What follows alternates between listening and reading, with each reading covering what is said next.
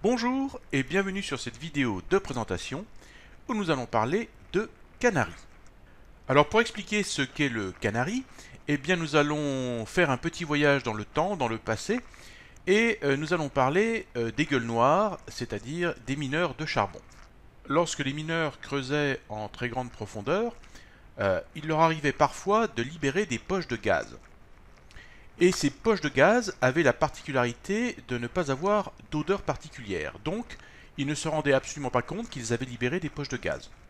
Le problème, c'est que ces poches de gaz étaient particulièrement toxiques et donc finissaient par les asphyxier à l'intérieur des tunnels dans lesquels ils étaient en train de creuser.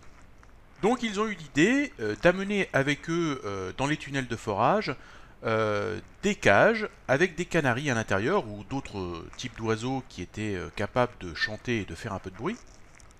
Car les oiseaux, en fait, étant plus fragiles que l'humain, eh bien, mouraient en premier avant que les mineurs, en fait, ne soient totalement asphyxiés. Donc, dès qu'ils n'entendaient plus l'oiseau chanter ou faire du bruit, eh bien, ils se dirigeaient vite vers la cage pour voir s'il était encore là.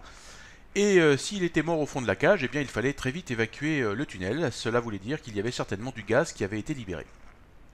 Eh bien, ce principe a donc été repris sur Internet, et donc l'objectif est qu'un service peut émettre un rapport dans lequel il indique en toute transparence quelles sont en fait les demandes qui lui ont été faites de la part des autorités de l'État ou de la police.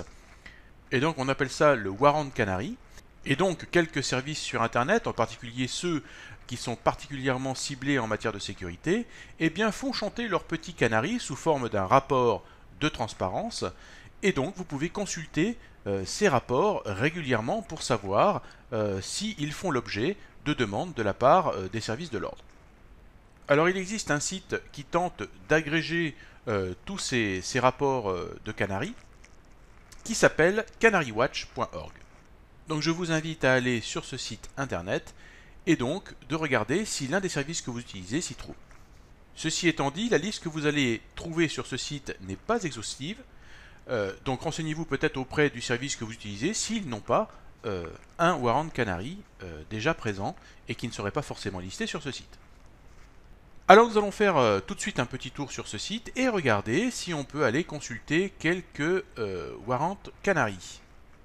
Alors vous allez voir que les Warrant Canary n'ont pas un format vraiment prédéfini et que chacun fait un petit peu sa sauce de son côté, mais grosso modo on y retrouve à peu près les mêmes informations. Alors par exemple, voyons le Canary de CubesOS, donc on va cliquer sur le logo et on va cliquer sur Current Canary. Alors vous voyez que ici, le Canary est sous format TXT, donc un format texte classique, qui a été mis sur GitHub. Alors vous voyez qu'ici nous avons des Warrant Canary qui datent de 2015 et nous en avons un ici, le numéro 6, qui date de 2016. Je clique dessus. Donc ici nous voyons que ce Warrant Canary a été émis le 13 janvier 2016. Il nous indique qu'il y a eu 23 bulletins de sécurité qui ont été faits sur CubesOS. On nous indique l'empreinte de la clé qui a permis de signer ce Warrant Canary.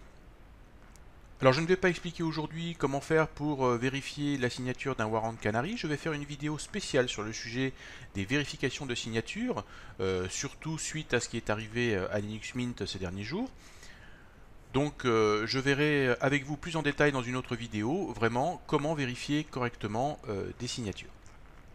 Et nous voyons ici qu'aucune demande n'a été faite auprès de CubesOS concernant les autorités, la police ou autres.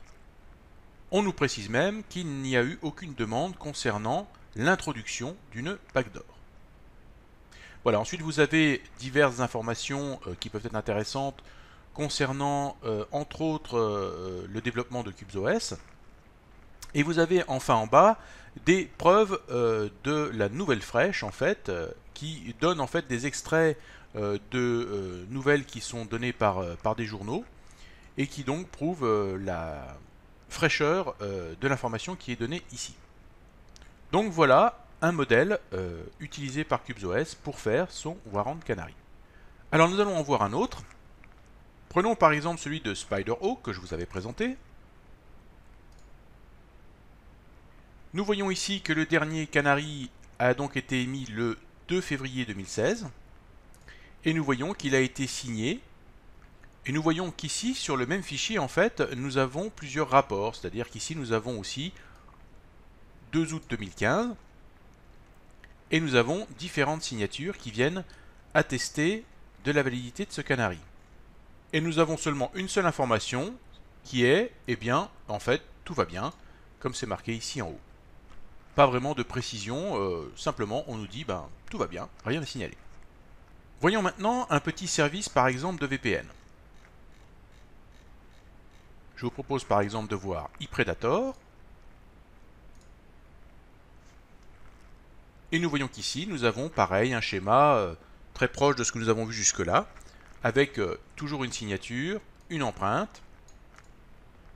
Et on nous dit bien que ePredator n'a reçu aucune lettre leur demandant quoi que ce soit, aucune demande vis-à-vis des forces de l'ordre ou d'un État quelconque, donc rien à signaler ici aussi. Maintenant, je vous propose de voir un exemple où il y a eu des demandes de la part d'autorités ou de forces de l'ordre. Et ici, nous allons voir eh bien, le service de ProtonMail que je vous avais présenté, et vous allez voir que eux ont été largement sollicités. Alors vous voyez qu'ici, le canari est présenté sous une forme beaucoup plus design, comme sait le faire ProtonMail. Et nous allons regarder un petit peu ce qui est dit ici. Nous voyons déjà que nous avons un canari qui date de mars 2016, donc déjà beaucoup plus frais que les autres. Et nous voyons qu'ici, ils nous mettent les demandes d'accès aux données des personnes utilisant ProtonMail. 8 requêtes d'accès ont été demandées à ProtonMail. Une requête a été acceptée.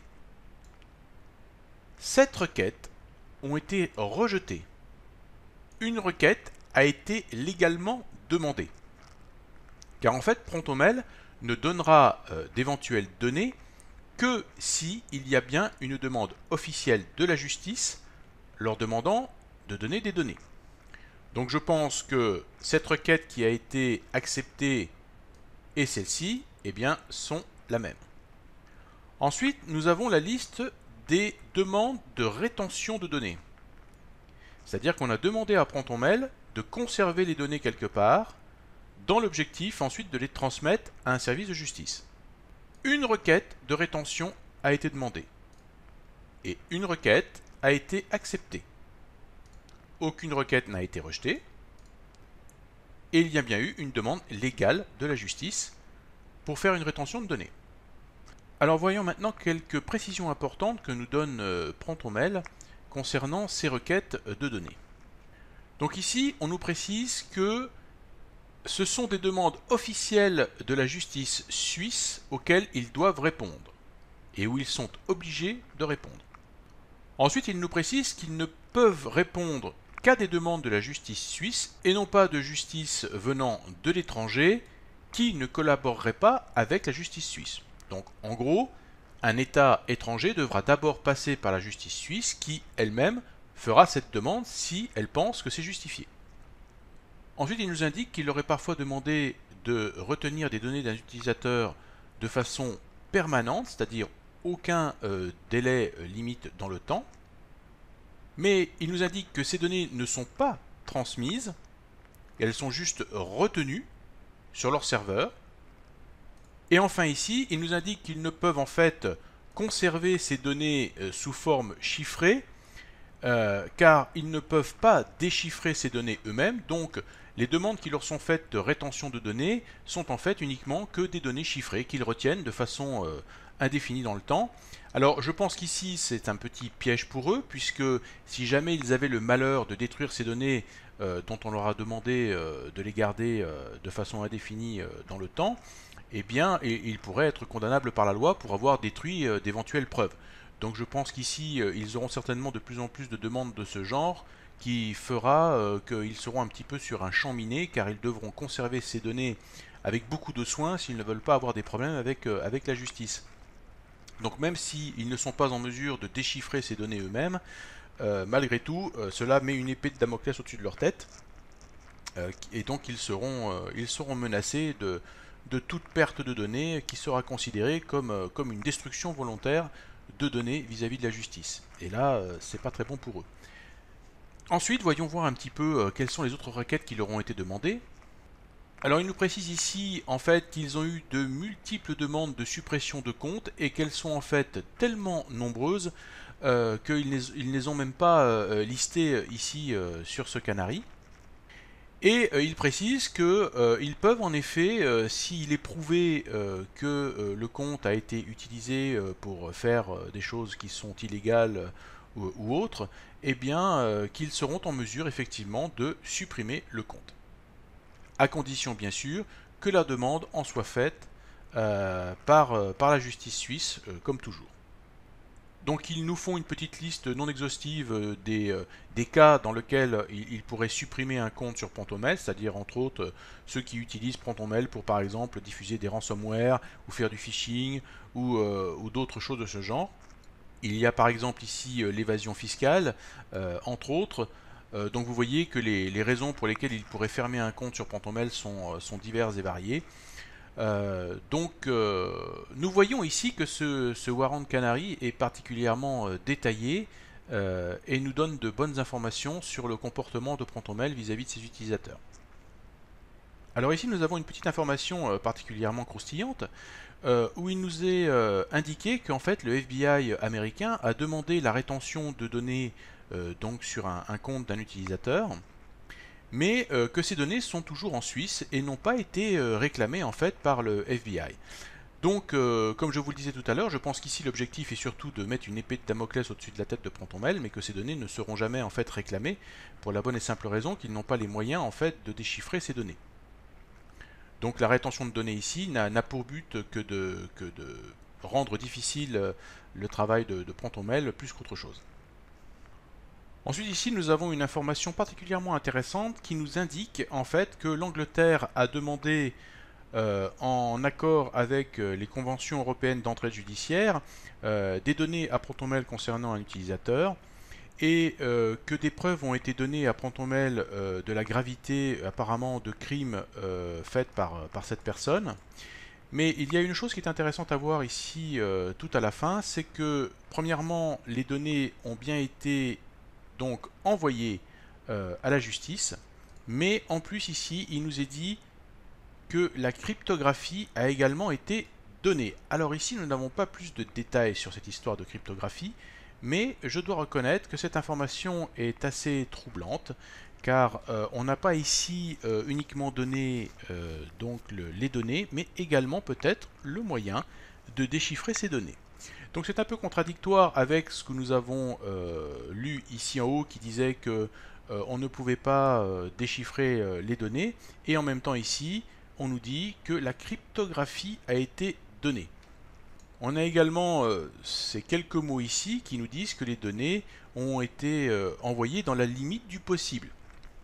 Donc ici j'aurais aimé que Protonmail nous détaille un petit peu plus en fait ce qui a été envoyé, en particulier concernant la cryptographie, ce qui est quand même un passage intéressant et important. Donc affaire à suivre, donc vous voyez qu'il est quand même très intéressant de surveiller les Warrant Canary parce que cela nous indique vraiment beaucoup de choses très intéressantes sur la sécurité des services que l'on utilise et si en fait ils sont vraiment ce qu'ils prétendent être, c'est-à-dire des services qui sont incapables en fait de lire nos données. Et la question est, le sont-ils vraiment ?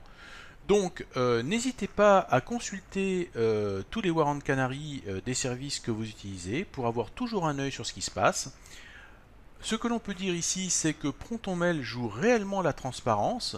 Ça, il faut ici féliciter ce très beau Warrant Canary ici qui est très détaillé et qui ne cache rien, du moins on l'espère. Mais vous voyez que c'est quand même extrêmement intéressant de suivre ces différents rapports. Donc, je vous laisse le soin de consulter encore de multiples rapports et d'éplucher tout ça. Nous verrons dans une prochaine vidéo comment vérifier les signatures des Warrant Canary, mais également des fichiers qui sont signés, car c'est une chose très importante à savoir pour ne pas avoir de problème sur la véracité des fichiers et des données qui nous sont données. Voilà, j'espère que vous avez aimé cette vidéo et je vous dis à très bientôt pour d'autres vidéos.